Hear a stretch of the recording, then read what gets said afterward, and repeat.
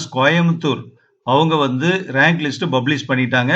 எந்த கேட்டகரிக்குன்னா special category ஸ்டூடெண்ட்ஸுக்கான ரிசர்வேஷன் கோட்டா ரேங்க் லிஸ்ட் மட்டும் பப்ளிஷ் பண்ணியிருக்காங்க.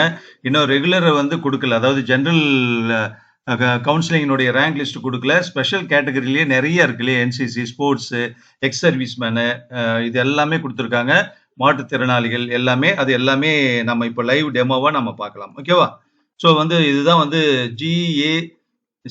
gacbe.ac.in government.coimbatore.ac.in அவங்களுடைய website.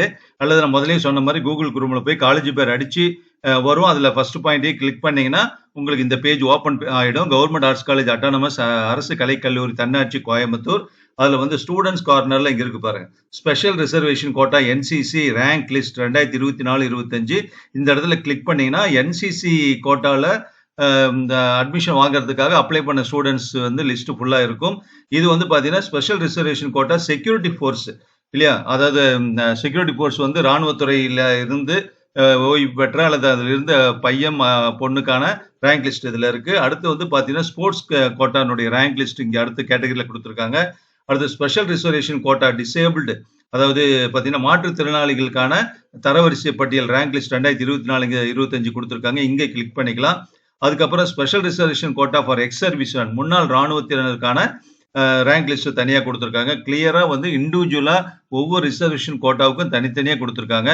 Special reservation quota Andaman Nicobar rank list, அந்த அங்கே இருந்து வந்த தமிழ் மாணவர்களுக்கான ரேங்க் லிஸ்ட், இது எல்லாமே கொடுத்துருக்காங்க. இந்த ரிசர்வேஷன் கோட்டாவுக்கான அந்த ஸ்பெஷல் ரிசர்வேஷன் கோட்டா கவுன்சிலிங் வந்து அந்த காலேஜுக்குள்ள எங்க நடக்கும் அப்படிங்கிறதும் சொல்லியிருக்காங்க. ஓகேவா?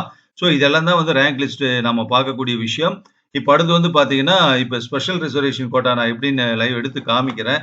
எல்லாம் நெட்டு பிஸியாக இருக்கு, அதனால நமக்கு ஓப்பன் ஆக மாட்டேங்குது. இப்போ பார்த்தீங்கன்னா இப்போ என்சிசி வந்துருச்சு. ஓகேவா? ஸோ என்சிசி லிஸ்ட் இங்கே இருக்கு. Government arts college autonomous Coimbatore UG admission 2024-25 rank list special reservation quota for NCC students மொத்தம் 13 பக்கம் இருக்கு. ஓகேவா? ஸோ வந்து பார்த்தீங்கன்னா rank, application number, name of the candidate, community, stream, cut off mark. நான் நேற்று சொன்னேன் இல்லையா, ஒரு காலேஜினுடைய போன வருஷம் லிஸ்ட் எடுத்து போட்டிருந்தேன், அதே ஃபார்முலா அப்படியே கொடுத்துருக்காங்க. ஸோ ஒவ்வொரு ஸ்டூடெண்ட்னுடைய இங்கே கட் ஆஃப் மார்க் படி ரேங்க் கொடுத்துருக்காங்க. கட் ஆஃப் மார்க் வந்து 400க்கு இல்லாமல் மற்றபடி ஜென்ரலாக 100க்கு கொடுத்துருக்காங்கன்னு நினைக்கிறேன். இது வந்து இந்த ரிசர்வேஷன் கோட்டாவுக்காக ஒரு ஸ்பெஷலாக ஏதாவது கட் ஆஃப் மார்க் கால்குலேட் பண்ணுற மாதிரி இருந்திருக்கும், அதுபடி கால்குலேட் பண்ணி ஃபுல்லாக இங்கே கொடுத்துருக்காங்க. ஓகேவா? ஸோ என்சிசி வந்து எத்தனை பர்சன்டேஜ் வந்து அட்மிஷன் சீட்டில் அப்படிங்கிறத ஏற்கனவே ரிசர்வேஷன் கோட்டா வச்சு ஒரு வீடியோ கொடுத்துருக்கேன். ஸோ அதில் நீங்கள் பார்த்தீங்கன்னா எத்தனை சீட்டுன்னு தெரியும். ஆனால் என்சிசி படித்த ஸ்டூடெண்ட்ஸ் மட்டும் 592 பேர் வந்து இந்த அட்மிஷனுக்காக கொடுத்துருக்காங்க. ஓகேவா? சீட் எவ்வளோ இருக்கும்? ரொம்ப கம்மியாக தான் இருக்கும். ஆனால் இவங்க எல்லாமே வந்து வேற ஏதாவது கேட்டகரியில் கொடுத்துருக்கலாம். இதில் கிடைக்கலன்னா பாருங்க, 0 கட் ஆஃப் வந்து 0வே இருக்கு. அவர் கூட வந்து லாஸ்ட் ரேங்க்ல இருக்காரு. ஓகேவா? ஸோ இது மாதிரி வந்து எல்லாத்துக்குமே கிடைக்காது, ஆனால் நிறைய பேருக்கு கிடைக்காமையும் போகாது. ஏன்னா நிறைய பேர் வந்து வேற வேற கேட்டகரி, இவர் என்சிசியில் இருந்தவரே ஸ்போர்ட்ஸ்ல இருந்திருக்கலாம், ரெண்டுலையும் வந்து போட்டிருக்கலாம். இவருக்கு என்சிசியில் கிடைக்காம ஸ்போர்ட்ஸ்ல கிடைக்கலாம். ஸோ எப்படி வேணா இருக்கும். அதனால அந்தந்த காலேஜ் கவுன்சிலிங் அந்த ப்ராசஸை வச்சு தான் நம்ம சொல்லவே முடியும். ஓகேவா? இப்போ அடுத்தது பார்த்தீங்கன்னா இன்னொன்று ஓப்பன் பண்ணி பார்க்கலாம். இது வந்து ஸ்பெஷல் கேட்டகரி ஃபோர்ஸ், செக்யூரிட்டி ஃபோர்ஸ்னா பாதுகாப்பு படை வீரர்களுடைய பையன் பொண்ணுக்கான கட் ஆஃப் மார்க் வச்சு ரேங்க் லிஸ்ட் கொடுத்துருக்காங்க. இது ரேங்க். இதில் வந்து நிரஞ்சனா அப்படிங்கிற பொண்ணு வந்து ஃபர்ஸ்ட் ரேங்க் வந்திருக்கு. பிசி கம்யூனிட்டி அகாடமிக்கு 99.5 கட் ஆஃப் வருது. இது எல்லாமே கம்யூனிட்டி மிக்ஸ் பண்ணியிருக்காங்க. அதாவது general rank list, special reservation quota for security ஃபோர்ஸஸ்க்கான ஜென்ரல் ரேங்க் லிஸ்டா கொடுத்துருக்காங்க. ஓகேவா? அதனால வந்து இதை வச்சுட்டு நம்ம கிடைக்குமாங்கிறது முடிவு பண்ண வேண்டியதில்லை.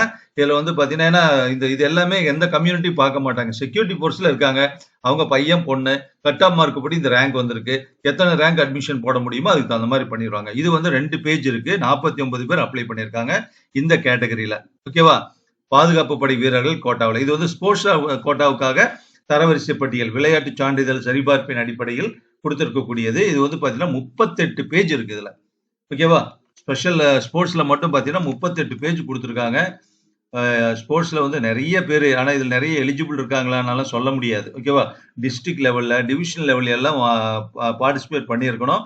ஸோ அந்த ஸ்டூடெண்ட்ஸுக்கு தான் வந்து கிடைக்கிறதுக்கு வாய்ப்பு இருக்கும். ஸோ டோட்டலாக வந்து எல்லாமே கொடுத்துருக்காங்க. ஸ்டேட் லெவலா, டிஸ்ட்ரிக்ட் லெவலா, அவங்க ஸ்போர்ட்ஸுங்கிறனால அந்த டீட்டெயில்ஸ் கொடுத்துருக்காங்க. இப்போ 1807 பேர் வந்து ஸ்போர்ட்ஸ் கோட்டாவுக்கு மட்டுமே அப்ளை பண்ணியிருக்காங்க. ஓகேவா? இந்த ஸ்டூடெண்ட்ஸ் எல்லாம் ஜென்ரலியும் வருவாங்க. காமனான இதுலயும் வந்துருவாங்க. இப்போ அடுத்து வந்து பார்த்தீங்கன்னா, டிசேபிள்டு ஸ்டூடெண்ட்ஸ், அதாவது மாற்றுத்திறனாளி மாணவர்கள் கோட்டாவுக்கான அப்ளை பண்ண ஸ்டூடெண்ட்ஸ்க்கான கட் ஆஃப் ரேங்க் வந்து கொடுத்துருக்காங்க. இந்த கட் ஆஃப் பேஸ் பண்ணி நான் கர்சர் வச்சு காமிக்கிற பாருங்க. இந்த கட் ஆஃப் மார்க்கை பேஸ் பண்ணி தான் ரேங்க் அலாட் ஆயிருக்கு, irrespective ஆஃப் த கம்யூனிட்டி. ஏன்னா கம்யூனிட்டி பார்க்க மாட்டாங்க, ஃபுல்லா டோட்டலா வந்து ரேங்க் படி தான் வந்து அட்மிஷன் இந்த கேட்டகரி ஸ்டூடெண்ட்ஸுக்கு போகும். அடுத்து வந்து பாத்தீங்கன்னா இன்னொரு கேட்டகரி வந்து பாத்தீங்கன்னா எக்ஸ் சர்வீஸ் மேன், முன்னாள் ராணுவத்தினுடைய பையன் பொண்ணா இருந்ததுன்னா அவங்களுக்கு ஒன்னா ரேங்க் லிஸ்ட். இது வந்து ஒரு 3 பேஜ் கொடுத்துருக்காங்க. ஓகேவா? அடுத்து வந்து பாத்தீங்கன்னா அந்தமான் நிக்கோபார் ஸ்டூடெண்ட்ஸ் ஒரே ஒரு பேஜ் கொடுத்துருக்காங்க. அதே கூட வந்து பாத்தீங்கன்னா எவ்வளவு ஸ்டூடெண்ட்ஸ் இருக்காங்க? 14 ஸ்டூடெண்ட்ஸ் இருக்காங்க. Rank may change subject to verification of certificate.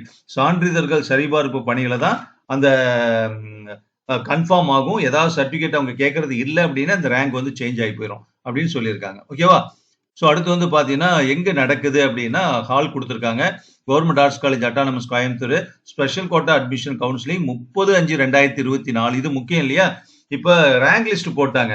இப்போ 28ல இருந்து நடத்தலான்னு கவர்மெண்ட் சொல்லிட்டாங்க. 28ல இருந்து 30ஆம் தேதி வரைக்கும் மே மாசம். அப்போ 28, 29, 30 நாள் அந்த ஷெட்யூலுக்குள்ள இந்த ஸ்பெஷல் கோட்டா அட்மிஷனை முடிக்கணும் கவுன்சிலிங்ல அப்படின்னு சொல்லியிருக்காங்க. இவங்க வந்து 30ஆம் தேதி தான், மே 30 தான் பிக்ஸ் பண்ணியிருக்காங்க. அப்போ வந்து பாத்தீங்கன்னா மே 30ல வந்து ஸ்போர்ட்ஸ் கோட்டா ஐஏஎஸ் ஹால் அப்படின்னு ஒரு ஹால் இருக்கு அந்த காலேஜில், அங்கே நடக்க போகுது. டிஃபரெண்ட்லி ஏபிள்டுக்கு வந்து 83 and 84 ஹாலில் நடக்க போகுது. அப்புறம் என்சிசிக்கு வந்து 85வது ரூம் நம்பர்ல, ex service man and defence personal வந்து 86. இது எல்லாமே ஐஏஎஸ் பிளாக்னு ஒரு பிளாக் இருக்கு. அங்க இருக்கக்கூடிய ரூம்ல தான் இந்த கவுன்சிலிங் நடக்க போகுதுன்னு சொல்லிட்டு வென்யூவும் பிக்ஸ் பண்ணிட்டாங்க. அந்த அந்த கேட்டகரி ஸ்டூடெண்ட்ஸ் வந்து நீங்க கவுன்சிலிங் அட்டன் பண்ணப்ப டைரக்டா இந்த இதுல போய் அட்டன் பண்ணிக்கலாம். இந்த ரேங்க்ல இப்போ டேட் என்ன டேட்ல கவுன்சிலிங் நடக்க போகுதுன்னு சொல்லிட்டாங்க. அதே நேரத்துல வந்து எங்க நடக்க போகுது காலேஜுக்குள்ள அப்படிங்கறதையும் சொல்லிட்டாங்க, எந்த ஹால்ல அப்படின்னு சொல்லி ரேங்க் லிஸ்டும் கொடுத்துட்டாங்க.